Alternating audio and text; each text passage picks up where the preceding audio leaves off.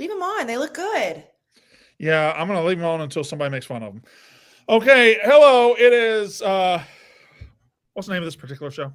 Unnecessary Roughness. It's brought to you by High Noon Hard Seltzer. How good is it, Kayce? It's delicious. It is almost Thanksgiving, which means it's almost Christmas, which means it's the holiday season. And folks, we all know that in the holiday season, you're going to office parties, you're going to Friendsgivings and Christmases and all that, and you're spending a lot of time with your family. And I'll tell you what, Ev, when you're with your family, you spend some time. If you're like my family, you have a lot of fun.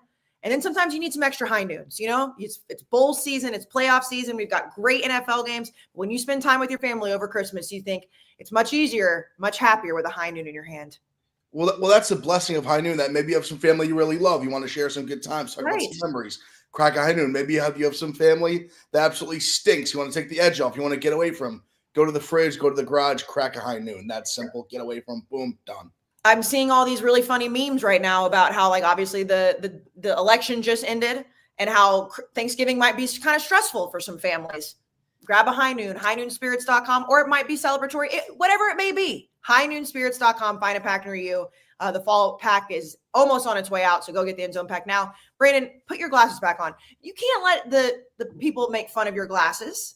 I didn't. Nobody made fun of them. I was just for the clip that I'm going to have making fun of some people in a minute. I didn't want to have anything that could be made fun of. Oh, well, I think they look great. Yeah, that's great. There's several things to talk about with the latest release of rankings. I'm just going to rip into some takes, and y'all answer them however you want to answer them, okay? I'm so fucking sick. I'm so sick of the whining ass bitchy Indiana fans and the whining ass bitchy media around Indiana who wants to pat them on their little tushy and say, oh, everybody's being so mean about the big bad SEC. Everybody wants to the SEC. Everybody's being so mean. Here's the thing about Indiana. None of this talk matters.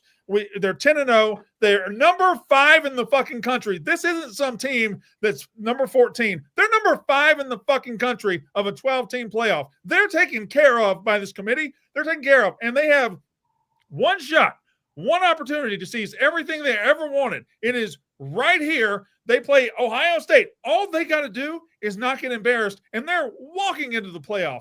But you would think they are the most oppressed, they are the most hated, they are the most reviled team in the history of football. If you listen to the sad sack ass media that wants to be liked by Indiana fans, if you listen to Indiana fans, shut up. You're number 5, and you play the biggest game in your school's history on Saturday. You want to preemptively whine and bitch and be just sad sacks? No, go fucking win it, or at least be respectable, and then you have nothing ever to complain about. The SEC can't hurt you.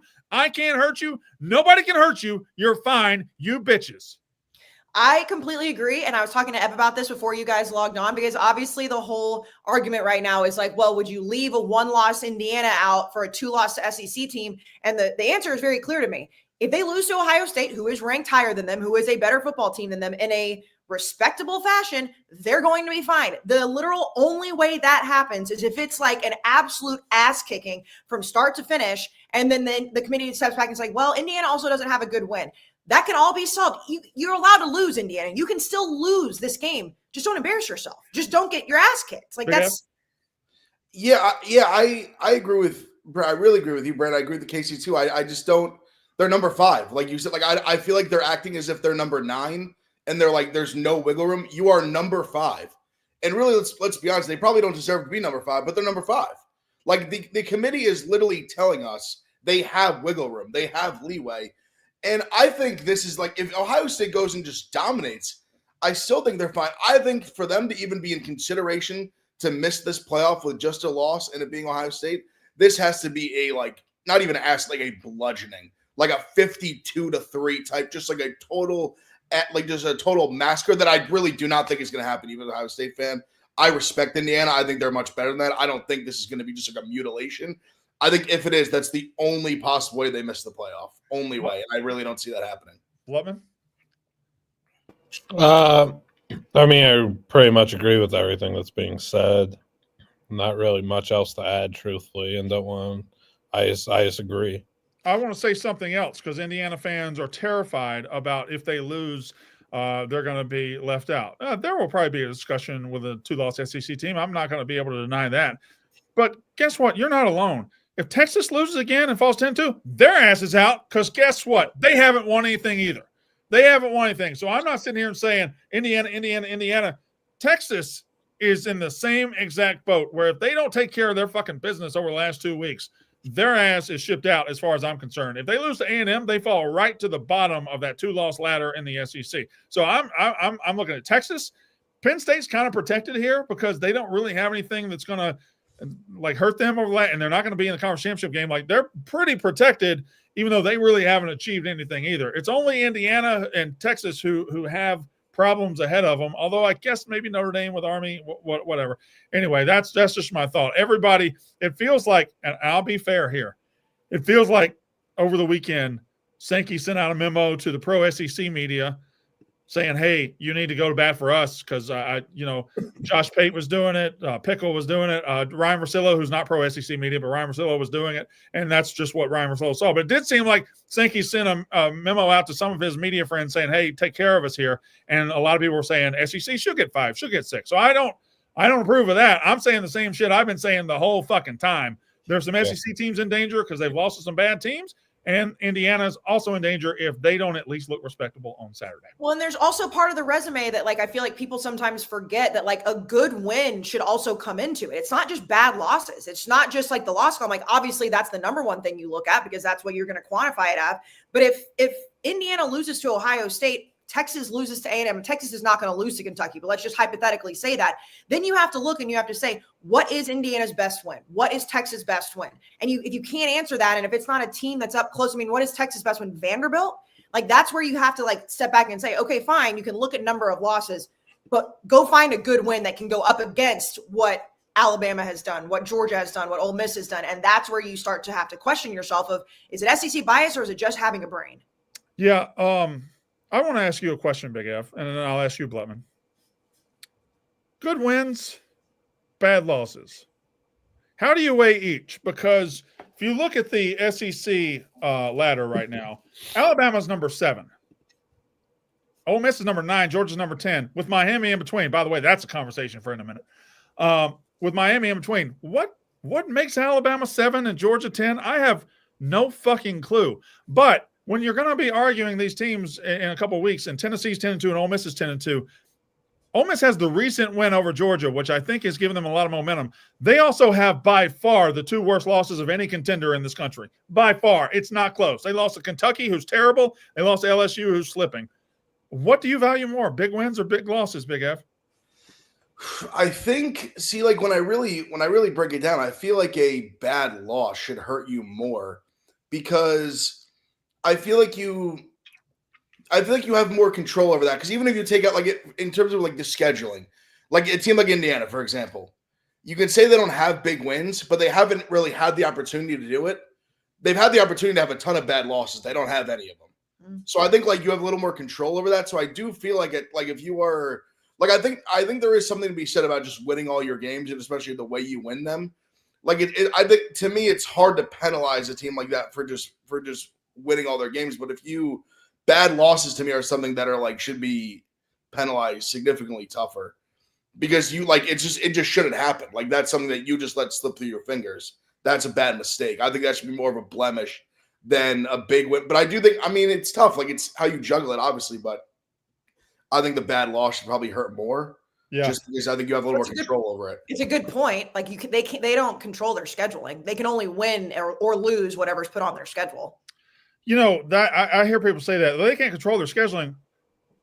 To me, who cares who controls their schedule? Nobody's blaming Indiana for their schedule, right. But we are, when measuring 12 or 15 teams, we are looking at that and saying, oh, their schedule's not as good as the other. It's not their fault and not anybody's fault. I don't care whose fault it is. It's just a stone cold fact. Bad losses, good wins. Blutman, go. Well, I quickly want to bring up your Alabama, Ole Miss, Georgia, Tennessee thing.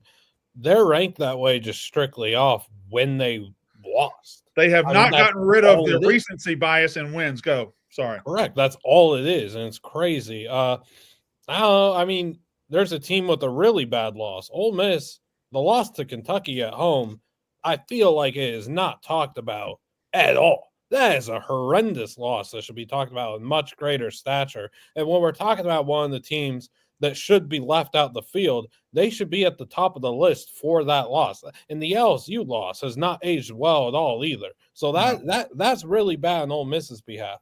To answer your question, I think it's all just in the fashion. Like it's the unfortunate answer, but it's all just in the fashion of how it's done. If it's a good win and you dominant fashion, that weighs so much heavier than a bad loss. That's just like, I don't know. You know, I'm having trouble figuring out how to say it. I'm sorry. All right, Blutman, let me say it like this. If Ole Miss had beaten Georgia in week 4 and lost to Kentucky last week, they'd be out, right? No, 100%. No question. No question. It's crazy. Yeah. I mean, and then you look at Alabama, and I mean, Vanderbilt's obviously been a very respectable team this year. It's not like the Vandy of old, but still, I mean, losing to Vanderbilt, like that was felt so long ago. Now they're ranked as high as they are. And Notre Dame, like I know that, they're probably not going to lose again. Like if they do lose to Army, it'll be crazy. Like they have the worst loss of all these teams that we're talking about. They lost to Northern Illinois. Like that to me, like I know obviously like only having that one loss, that's what's coming into it. But like, why are they ranked so high? Like that loss is god awful. All right. Before we started this show, Kayce, you and I had a discussion just like we were on the show about something. You want to bring that up and let's dive right into that? Yeah. Should we do some business first? Do the business and then we'll dive into. You know what I'm talking about, right? I'm talking about the Boise thing. Yes. I knew exactly what you were talking about because you made me stop talking so we could do it on the podcast. Let's do some business. DraftKings. We love DraftKings. Obviously, it's in the middle of November. And if you've been listening to this podcast thus far, if you are of age, I assume you have been gambling with DraftKings. If you have not, though, go to the DraftKings Sportsbook app, use code RUFF. You bet just $5 on anything, and you get $200 immediately in bonus bets. So obviously, like if you're new to DraftKings, you don't have to like dive in deep. You can just go in just with, again, $5. The playoffs are right around the corner. DraftKings is going to be a blast during that time. We obviously all have parlays. We have the Barstool betting group where you can see what we're all doing. It's a great time of year to jump into it. And I honestly like looking at the futures to get into like the college football playoff and the Heisman, like every single week, it just makes me so excited that we're getting close to that. DraftKings, code RUFF, $5, $200 in bonus bets instantly. The crown is yours.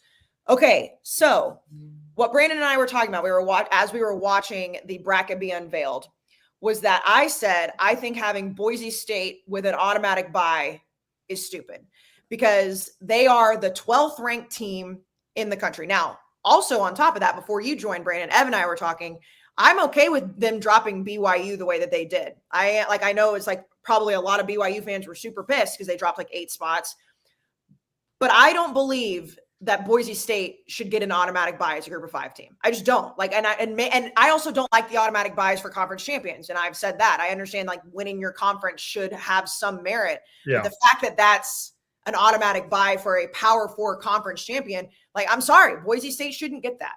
I completely, 100%, vehemently, totally, and astronomically disagree. That's okay, and that's fine. Yeah, that's fine. I like disagreeing. The Big 12 is simply not a conference full of good teams. It's just not a good conference. And the Big 12, BYU was a pretender for so long. They're going to get their ass kicked this weekend, by the way, when Arizona State rolls them. But anyway, that's neither here nor there. Boise State, if they go 11-1, 12-1, let's say 12-1 with the conference championship, they go 12-1, win a very solid non-Power 4 conference, and their only loss is 37-34 to the number 1 team in the country. That resume far outweighs anybody in the Big 12. Colorado, I'm going to use Colorado for example. Colorado got killed by Nebraska, looked bad against North Dakota State, and then let's say they make run the table and win the Big 12. They win a shitty league without any good wins outside the league. Yeah, I have no problem with Boise State getting the 4 spot. If we're doing the stupid thing where the highest ranked conference champs get the bye, then Boise State, to me, I have no problem saying they're better than the Big 12 champ. Big F, thoughts? Yeah, no, I agree. I mean, I just said about the bad losses, like that Nebraska losses age like milk. I mean, they got steamrolled in that game. And that's the other one, too, where you kind of talk about the timing of it. Imagine if they played that game this week. Imagine they had 1 loss up until this point. Even a non-conference game like Nebraska, they go get steamrolled by Nebraska. Everyone would be like, oh, this team's – and obviously, listen, Colorado's obviously only making the playoff if they win the conference, so it's a little bit different. But still, they're ranked 16th for a reason. Yeah, I think you'd have to go with Boise because I mean the Oregon loss, that's where like a good loss comes into play. That's the most elite loss in college football for a team like that. I know Ohio State lost close or whatever, but you know what I'm saying? Like for the caliber team they are, to go to Oregon and almost beat them, that's gonna loom large for them. For all of they control their own destiny because there's been talk this week about Tulane and what happens if Army beats Notre Dame. And I mean, who knows? Like that's where it really could get crazy, where it like could all of a sudden 2 G5 teams come into play. I think that would only be the case with Army beating Notre Dame. That can't happen with Tulane. Yes, Kayce. I disagree with that. All right, hold on. Yes, Kayce. Do you think playing week to week in the Mountain West is harder than playing in the Big 12? That's an honest question. I don't. I think it's probably about the same. I don't really respect the Big 12 as a Power 5 league that much. See, like that's it's probably a little less. It's probably a little less. Sure. It's probably a little less. That's my biggest argument with that is that like, okay, sure, Boise is from a resume standpoint having that very close loss to Oregon, that's fine, but like when you look at it, like I think the whole argument in general, like when you look at the SEC right now, where they're all cannibalizing themselves, the Big 10, then we say, okay, well, ACC is not very good. The Big 12 is not very good. I would still think playing in the Big 12 every single week and winning that conference is harder than winning the Mountain West. That's why I would think that whether it's Colorado or whether it's BYU or Arizona State or whoever it is, like winning that conference is simply harder than winning the Mountain West. So they should get the automatic bye. Boise State's loss to Oregon is better than any accomplishment Colorado is going to have this year. Boise State's win over Washington State might be better than any accomplishment Colorado is going to have this year. So, is it a difference? I think it's negligible at best. I don't think it's that big of a difference, but week to week in the Big 12 and the Mountain West, not enough to outweigh Boise State's good loss and the fact they're going to go 12-1 and everything. Blutman, thoughts on everything that's been. I want to talk. I was very ready to bring up the potential of Brandon. You gotta remember. Shut up, Blutman. Sorry, Brandon. I really wanted to bring up the second Group of 5 team thing and just say the groundwork has already been laid, Big Ev. Army and Tulane are right there. They're ahead of Arizona State, the third Big 12 team. The groundwork is already there. Another BYU loss, another Colorado loss. Let's say Army loses to Notre Dame. All right. Let's say Tulane beats Memphis. Let's say Tulane beats Army. Tulane's probably on a fast track to end up being a higher ranked team than BYU, than Colorado, than Arizona State. That's just a fact. The groundwork is already there. They have 2 losses, a second half collapse against Kansas State, and then a loss to Oklahoma. They beat a really good Group of 5 Louisiana team on the road. They've handled their business every single week. I think they're giving up like 9 points in their last 3 games. The groundwork is there for Army/Tulane to be a second Group of 5 team in there. It's crazy. It's legit there.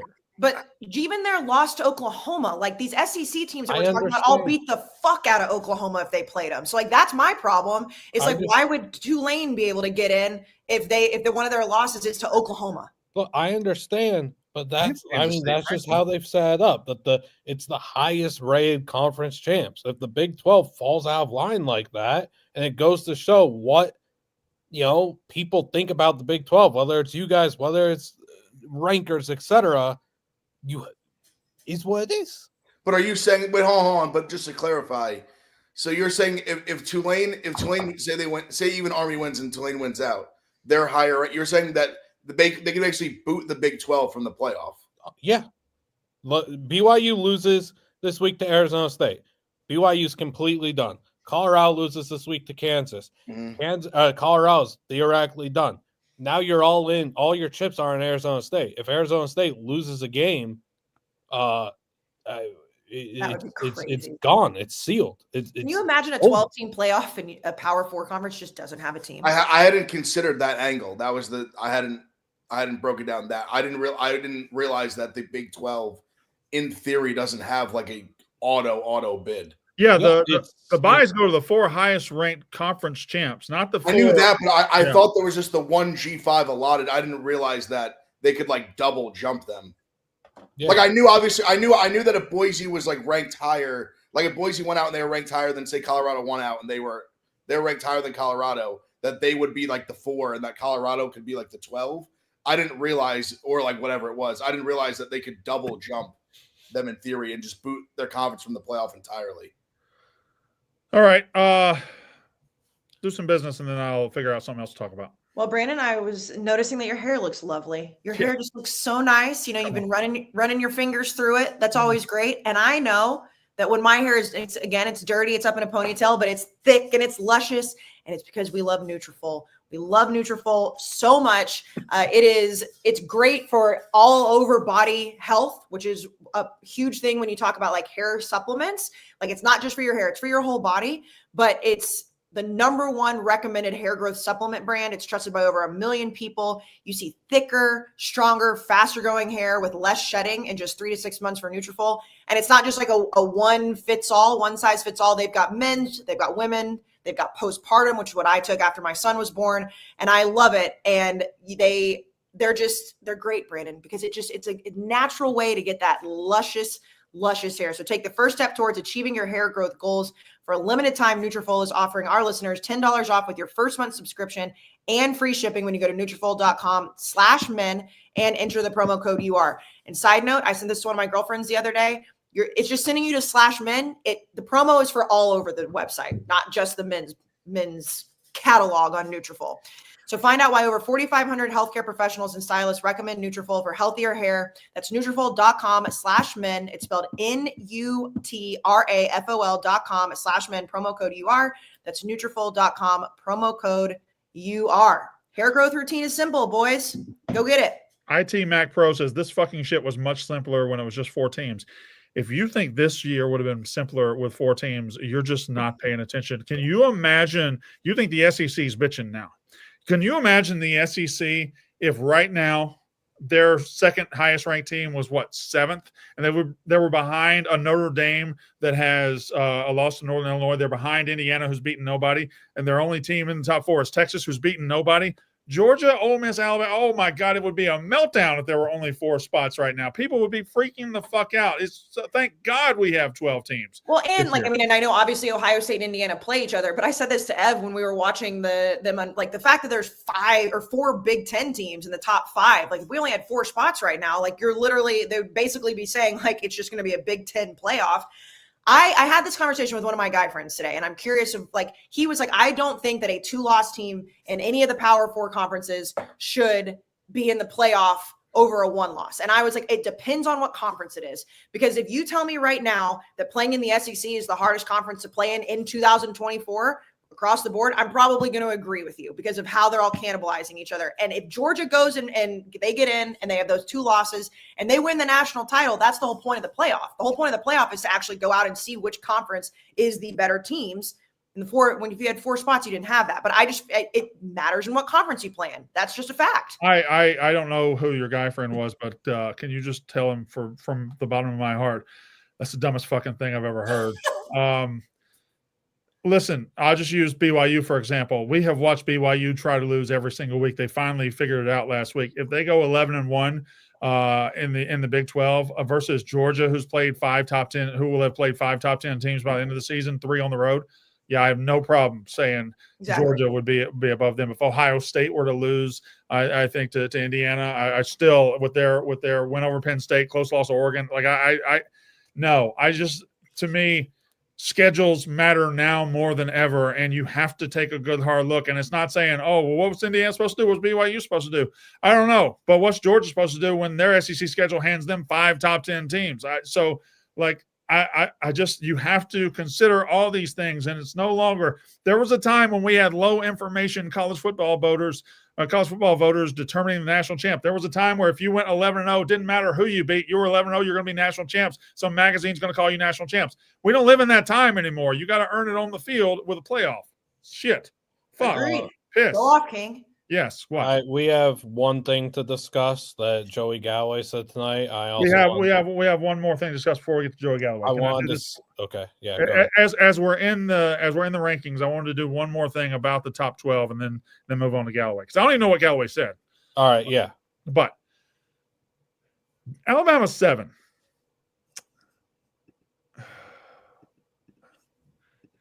Ole Miss is 9. Georgia's 10. I don't know how you separate Alabama, Ole Miss, and Georgia like that. And I certainly don't know how in the hell, when you separate them, you put Miami at 8 between them. You want to talk about a team that is getting a free ride. They also tried to lose every week, finally figure out how to do it, and they just get docked down. They're number 8 right now. Is this them laying the groundwork to make sure the ACC stays in, like you said the groundwork was made for other things, Butman? Because it feels like it might be. Maybe. There are 2 things I am speechless with. The other one, I actually know what's going on. It's Miami at 8 and it's Mizzou still being ranked at 23, but that's just to prop the SEC up, and I get it. That's just every single year. Also, shout out to Illinois getting in there to make Penn State's resume a little bit stronger. I got nothing for this Miami thing, dude. I got nothing. Yeah. Big Ev, anything on Miami? Yeah, I think it's crazy because I was gonna say even like you could argue teams like a Penn State maybe, or these guys getting free rides, but at least like Texas, but at least like their losses are not bad.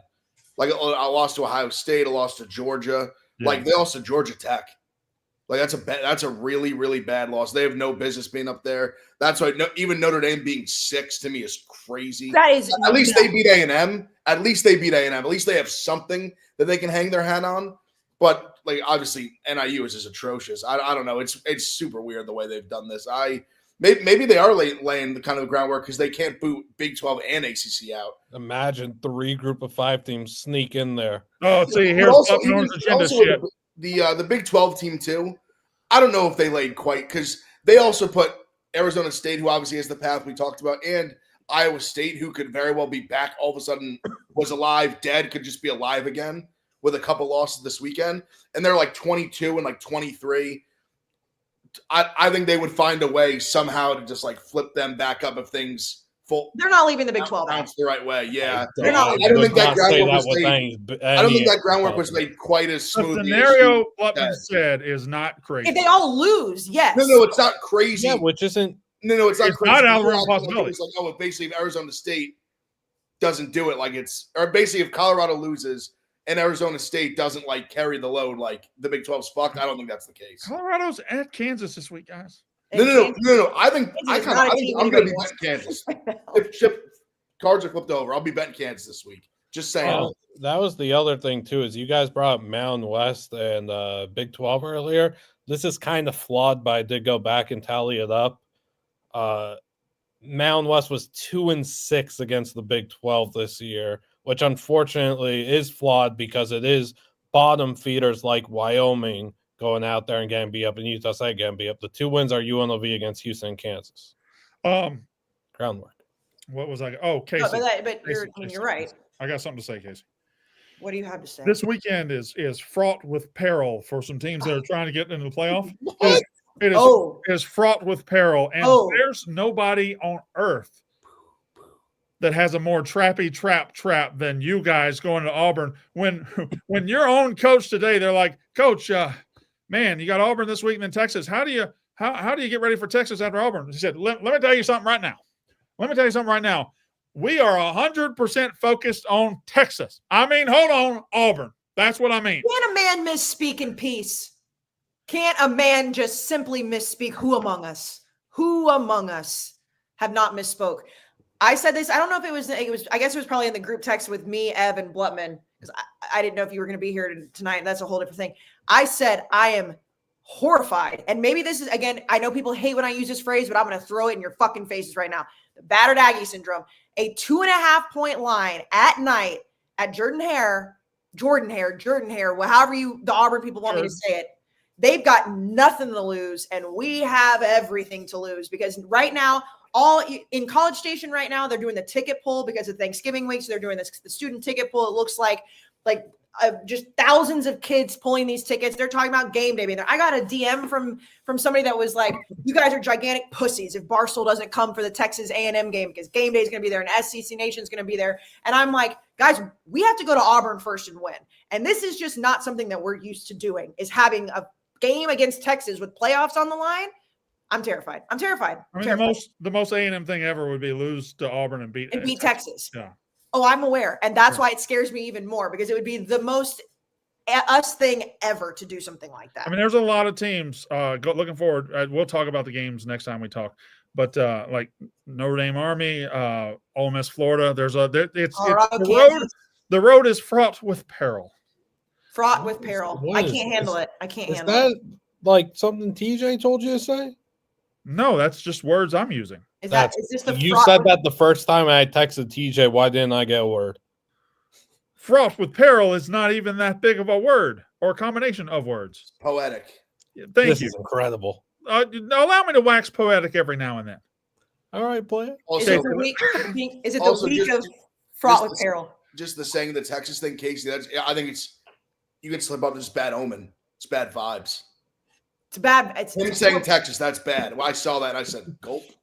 Yeah. Uh-oh. It is absolutely 100% bad vibes because it will live forever if we lose Auburn. Now, I would like to say this, and I would like to say this loud and clear. We are a much better team than Auburn. We have no business losing to Auburn. Auburn is fucking terrible.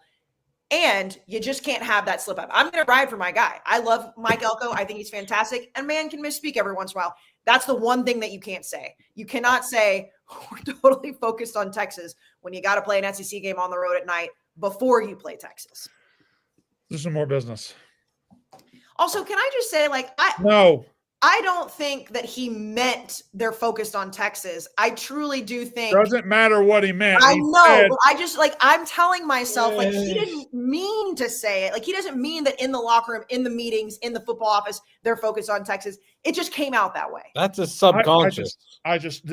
Sometimes I love our chat. I love that they participate in chats with us.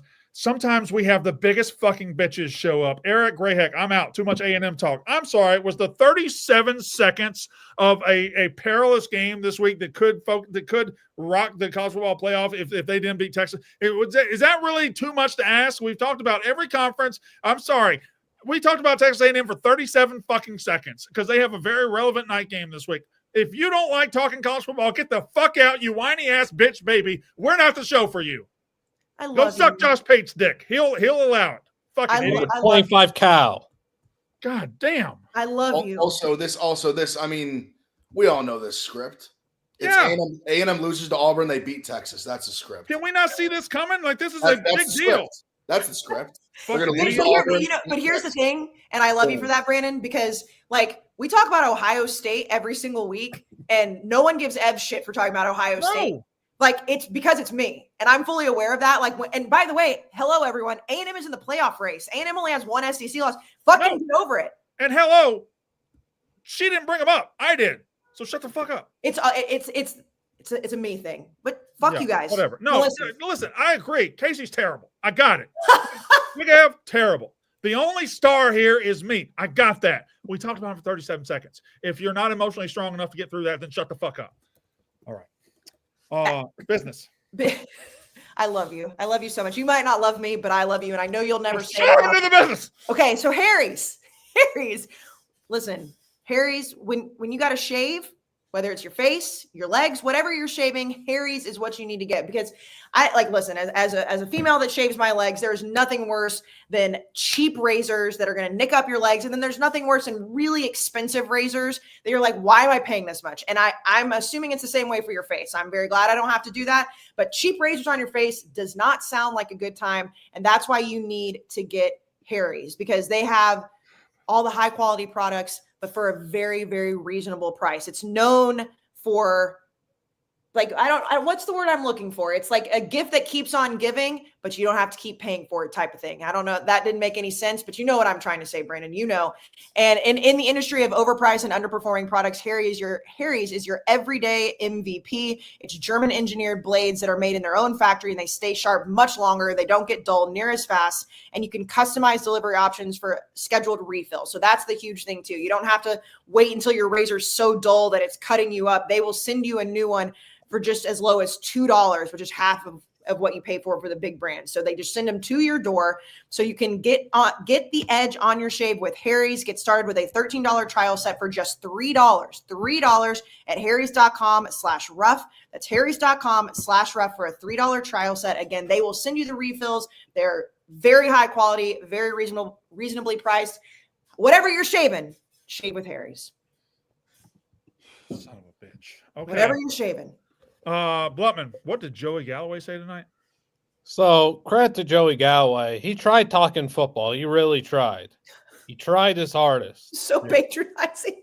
That man, I didn't hear it. About 8 people frantically told me to get this. This is from Jeff D. Lowe. Joey Galloway just suggested that Indiana sits Curtis Rourke against Ohio State to avoid a Jordan Travis situation. Jordan Travis hurt against North Alabama. Indiana plays Ohio State. Indiana, Ohio State, Florida State, North Alabama. North Alabama, Ohio State on an equal playing level? Should Ohio State be in the playoff then? Holy moly. Indiana has worked this season to get to 10-0 and set itself up for the greatest opportunity and the biggest game in the history of the school. In the 100-year history of them playing football, Indiana has worked for this moment. And Joey Galloway is suggesting, Indiana, listen, you're 10-0. Don't try. Sit your quarterback. You don't want to get hurt. You want to go ahead and take the loss. It's not a big deal. I thought the other day when he said, why are we talking about 7-2 Arizona State and 7-2 Kansas State? I thought that was, or was that Dez? That was Dez. That was Desmond Howard. That was Dez. I'm sorry. That's my fault. Joey Galloway. Was Joey Galloway the one that had the bad playoff last year, or was that Dez too? That was Dez as well. Fuck. Anyway, this was very simple. The last couple of years has not been great. This was remarkably incredible. Can you imagine Cignetti walking to the huddle after the last practice? Indiana guys, listen, I'm proud of you. Every man I got here in the offseason, every man bought in. You were here at 5 a.m. workouts. You lifted all them weights, including this guy right here. Come here, Curtis. Come here. Including Curtis Rourke. Guy came in from the MAC. Yeah, give him a round of applause. Guy came in from the MAC, took this opportunity, got us to 10-0, and we're going to go into the horseshoe this weekend. And Curtis, you're going to be standing beside me, and we're going to try to win this one without you, buddy, because you're too valuable to this. What the fuck kind of comment is that? 10-0. He's having the biggest game of the season. He says, "Now let's punt it. Let's punt the game before it starts. Let's punt the season. Let's punt the comp. But they have a chance to win the conference. They can win the Big Ten." He says, "Let's punt. Let's punt the game." Brandon lights. I'm so worried about Curtis's health now. Yeah, but I just don't play football like that. Joey Galloway saying that the universe has a bad way of working sometimes. I don't like him saying that. Listen, man got a voodoo doll. He didn't mean that. Of course he meant it. I know he didn't. He 8 people DM me and they said he is genuine serious. Like, do you think that maybe it was a troll? No. There's no way that Joey Galloway. People love it. He went to Ohio State. He's not that bright. Well, take it easy. But like that to me is like one of those takes that like got there on their own merit, not just because we can jump 40 inches in the air. Why are you hollering? All right. I just like that to me like screams like he was saying it to say it. He's not witty enough for that. I don't think. Okay, so all right, then he genuinely just thinks like because he should have like the punchline there is like because Ohio State's going to kick your ass so bad, like keep him on the sideline and wait till next week. That's like shit talking spin zone. He's not saying that. He's just a fool. I mean, that's one of the dumbest things I've ever heard. The chat saying he was trolling. I didn't see. He ain't troll. That man does not know how to troll or joke. I didn't see it. I'm only hearing it from you. It sounds like a troll to me, but I didn't see it. It's not. I've seen that guy try and make jokes on that betting segment that he's done with Matt Perry. That man cannot joke. All right, not in his bag. What do we have? I gotta get mod capabilities for the next chat. Some of these people don't belong here. Anyway, I try to involve the chat. I want to be able to read your comments, and some of you just don't. You don't belong here. Anyway, what we got next? How bad is it? It's just a motherfucker. Okay, so, fine, whatever. We got more business. We haven't talked about pork rinds yet. Well, that's what we're going to talk about. We're going to talk about pork rinds. We're going to talk about the deliciousness of pork rinds because we're going to talk about it in this episode. We're going to talk about it in every episode, just like we're going to talk about UCLA and Ohio State and Mississippi State and A&M. We're going to talk about pork rinds. I mean, listen. I'm not going to talk about all those teams, but go ahead. Well, Brandon, Well, let me finish this ad first, and then I have to ask you. Crunch on Southern Recipe Pork Rinds. Find your Crunch Time hero. You can vote on a player every single week. Porkrinds.com. We love them. Again, I say this every single time because it is something that is so important with snacks, is that you feel like you're eating something super sinful, but it's not. It has less than 1 gram of carbs in every single serving, so basically 0. Lots of protein, which is obviously very important. And so it's a healthy snack that has that crunch that makes you feel like you're eating chips or pretzels, but you're not. We love the spicy dill, the hot honey, the sweet barbecue, the salt and pepper, the original, all of it. Porkrinds.com. Again, go vote on your Crunch Time hero at porkrinds.com. We love you. Brandon. Yeah. When's more cowbell starting back? We're working on it. I got the co-host ready to go. You've seen him. He was at the office one time, came and saw me. Handsome little guy. Oh, I'm sure I've seen him. Can't tell you. He wasn't the one that you were dressed up for. Not the older guy, the younger guy, the baseball player. Okay. Well, you just freeze then. I don't care. I don't care if you freeze. No, when I saw you last week when I got out of the Uber, you were dressed very nicely because you were going on a bro date, and I was very confused. I'd never seen you going on a bro date. Who did I go on a bro date with last week? I don't know. I never. I know who she's talking about. Oh, no. That was no. That was. I have a feeling I know who it is. I wasn't going to say that. Yeah, 3-9-25. That's 3. Yeah, hold on, Kayce. Just everybody be quiet. No, nobody say anything else. 3-9-25. I wasn't going to out that part of it, but I did notice that you were dressed nicely. Anybody want to talk right now? I listened to the Joey Galloway thing. He's 100% serious. Okay. All right. Very good. Also, Akron up 10 on Kent State for the real things that matter in college football. For those who are in the know, insane stuff going on with Kent State head coach Kenny Burns. Don't think he'll ever be coaching college football again, and don't think we could talk about why. Okay. All I know is this. I don't know how many Power 5 coaches are going to get fired, but I know one thing. If you coach a team called the Owls, you are in deep, deep trouble. There are 4 teams, I believe, called the Owls in Division I football. Rice, Florida Atlantic, Temple, Kennesaw State. All 4 have fired their coaches. That's crazy. The odds of that happening seem to be astronomical. Anyway, and Army played 3 of them back to back to back. Yep. We'll talk about Army and Notre Dame next time we come together. By the way, y'all both coming out tomorrow? Yes. Yeah. And you'll be here. When's your return flight, F? Like 2:35. Me too. That complicates Thursday. But anyway, we'll figure it out. When are we going to do it? The same time we always do it. You can't get out 2:35. We do it the same time we always do it? I do. 11:30 will be done at 12:30. We have time. Yeah. You'll be fine. Okay, fine. We Fine. do at 11:30. Fine. Easily. Fine. Easily. Fine. Fine. Easily. Fine, guys. Fuck. Me and Bran always have to play home games. Always. Always. Right. Big F. Who's up the highest right now? Who in all of college football? I think, honestly, probably Oregon, because they're sitting back just laughing at all of us fools. Yeah. Oregon's sitting back with their feet up like this, being like, who gives a shit? We're in this bitch. We're just probably going to play Ohio State again, and that's going to be what matters. And if we win, we'll be the 1 seed. If we lose, we'll be the 5. Yeah. Oregon, Dylan Gabriel, they're sitting back just relaxing. Him and Dan Lanning, they're just doing high noons, chilling. I saw the ESPN playoff percentages. Like right now, Indiana's I think 97%. Ohio State's 95% to make the playoff. Texas is 93%. Oregon's 100% to make the playoffs. So pretty good. Pretty good shit. Texas 93 seems incredibly inaccurate. I mean, Indiana over Ohio State's inaccurate if we're going by point spreads and everything, but whatever. What do I know? Blutman, who's up the most in college football? I'm sorry for taking another shot, but I guess this isn't a shot. This is just the truth. Congratulations to the 2024 Missouri Tigers.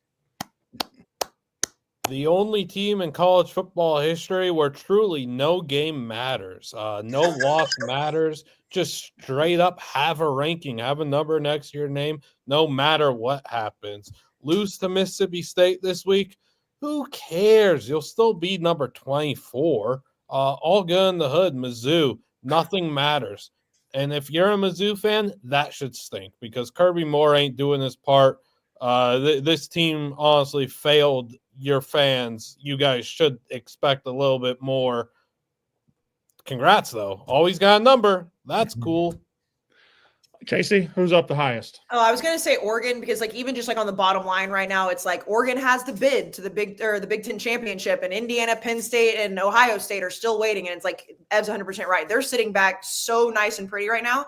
But I'll go with Boise State. I mean, after what we just saw unveiled, like Boise State having that automatic bye, having that 4 seed, because we saw what happened with BYU in the Big 12, and obviously, you know, before I even saw that they were number 4, seeing them drop BYU tells us exactly what we argued about earlier. But Boise State's got to be feeling pretty good that they just need to take care of their business. And even if they don't get that automatic bye, like they're pretty much set to be in the playoff at this point, as long as they take care of business.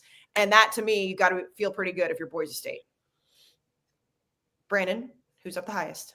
Oh, to me, it's got to be Curtis Rourke. Curtis Rourke takes Indiana to 10-0 and then gets the weekend off. I mean, my God, what a great job. No, I just think what's up the most is college football discourse in this country. I just don't want to imagine. I don't want to imagine a world where we're sitting here right now and 4 of these teams are getting into a playoff. We're going to get 12 of them in, and that has opened up the world to have these SEC discussions and these Indiana discussions. You think we would have had an Indiana discussion in years past? They'd be 10-0 as soon as they lose to Ohio State. They're going to drop to number 9. They're not a factor anymore. There's so many things to talk about. There's so many. Will the Big 12 get in? Will Boise State do this? There's so many layers to this onion now that it's just. And you see, like Russillo had a great viral clip the other day when talking about Indiana. He doesn't believe in Indiana. Andy Staples had some good viral clips. Like everybody's getting involved. There's enough bites of the apple to go around. Like it is hot in the streets right now to just discuss college football. And this is what more seats at the table provides. Is it been pretty? No. Has it been clean? No. Is it interesting and exciting as hell? Yes. Agreed. Who's that one up there? Top. Ev. Big Ev. Who's down the worst? You know, I think after the information that Blumman laid upon me, I think it's the Big 12. I think the fact that there's a path that they could potentially just be out entirely, regardless who wins. I guess not regardless, but there's Colorado and BYU with 2 massive landmines where if they both lose this week, which they're both like one's an underdog and one's a 2-point favorite, if they lose, it's chaos. So, I mean, the Big 12 is down bad. Also, I still think the committee's down bad for just the way they're placing things. Even another thing I wanted to bring up too while I have the floor is this. It's going to work itself out, but this Miami SMU thing makes no sense to me either. No. SMU has their best win is the same. They both beat Louisville by a touchdown. And then I would say SMU's resume is probably you could argue more impressive. I think like other than that, Miami's hanging their hat on what they smashed Florida week 1. Yeah. That's really what they're hanging their hat on. Like SMU, you could say they had a tight loss to BYU early in the season.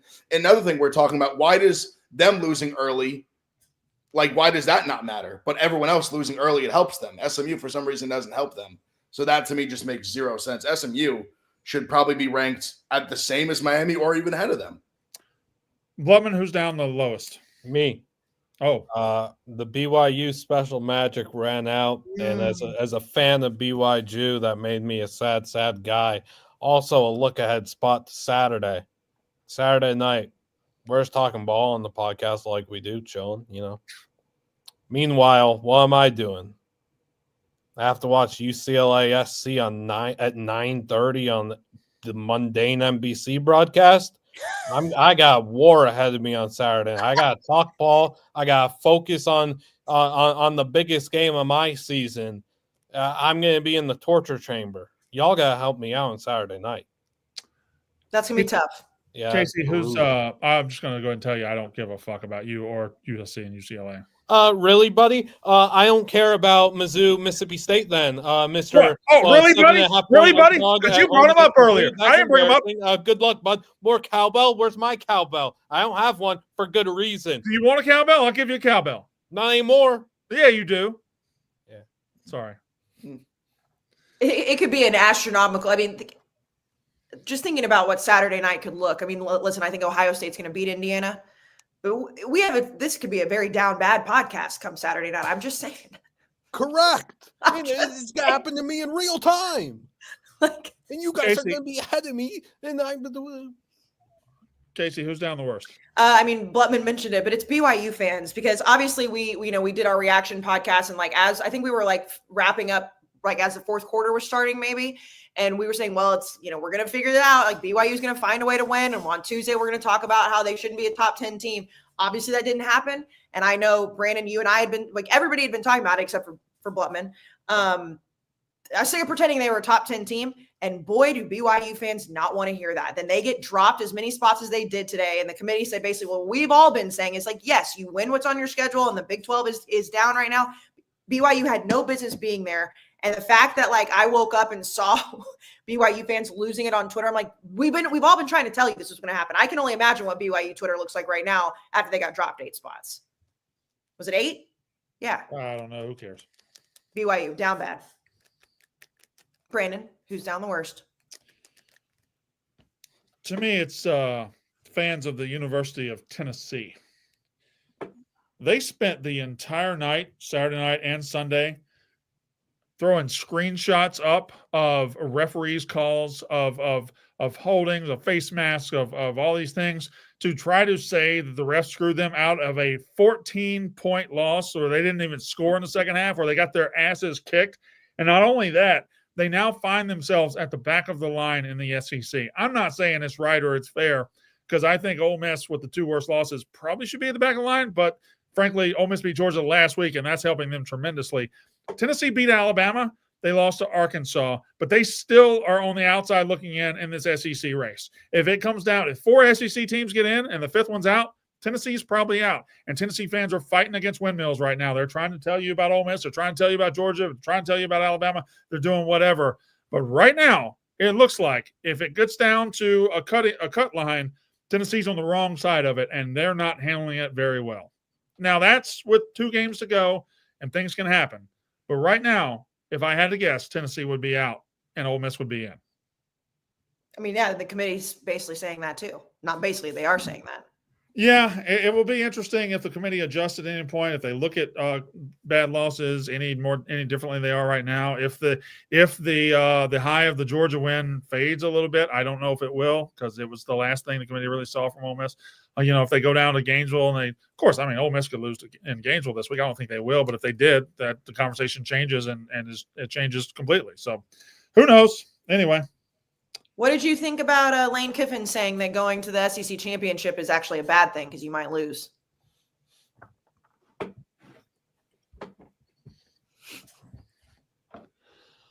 Those weren't the actual words he used. That's paraphrasing.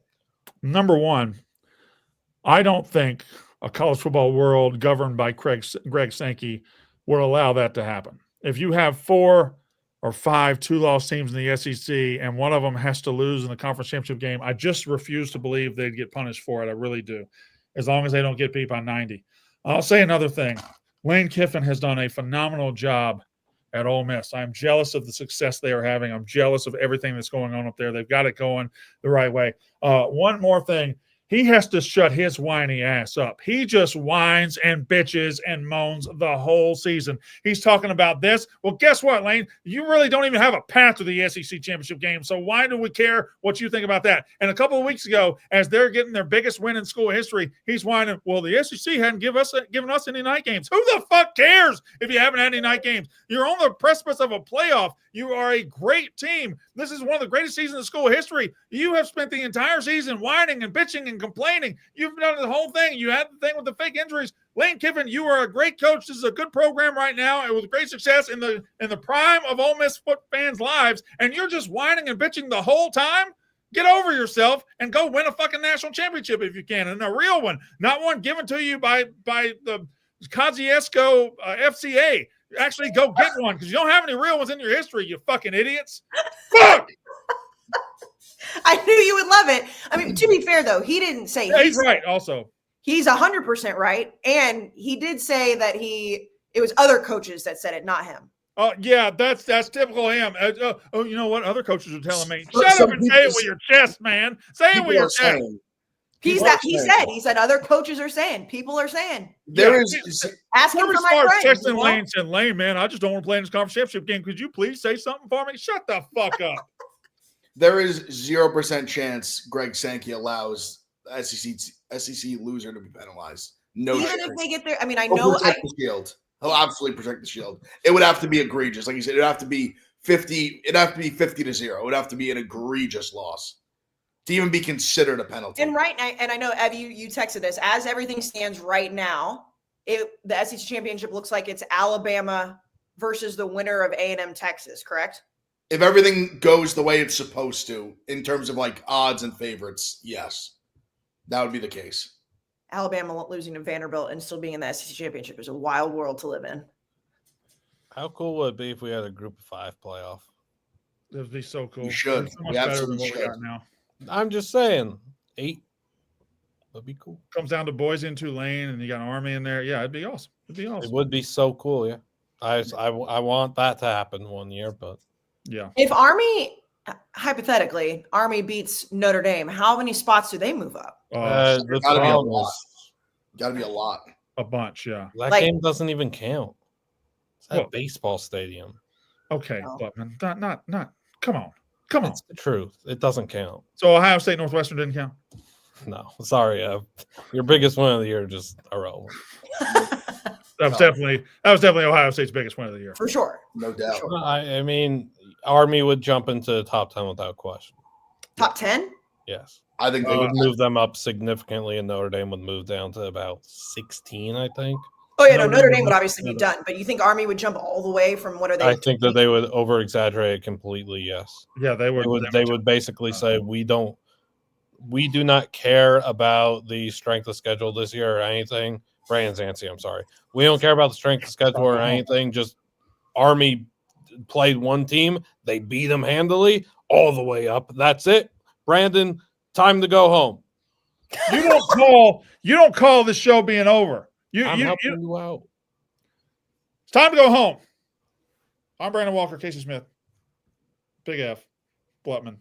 We'll be back Thursday to talk about Week 13 in college football. That's unnecessary roughness.